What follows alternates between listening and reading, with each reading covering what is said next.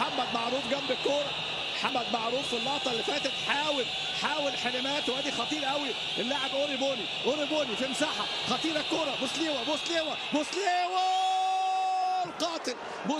القاتل، بوسليوه ولا الكرة راحت فين؟ امامنا اهو.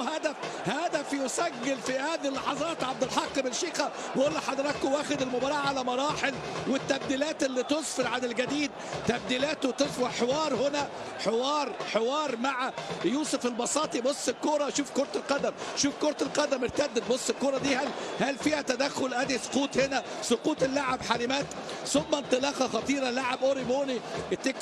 تكرار الحقيقة بنفس المنوال، بيلعبوا بنفس المنوال، ثم الاستلام امامنا هنا والتحرك بقى. يا ولد هو خالد بوسليوه.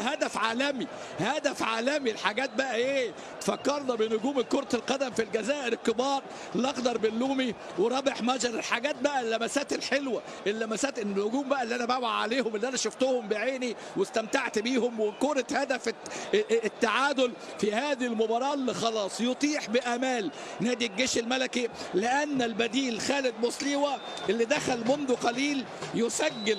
خالد بوسليوه هدف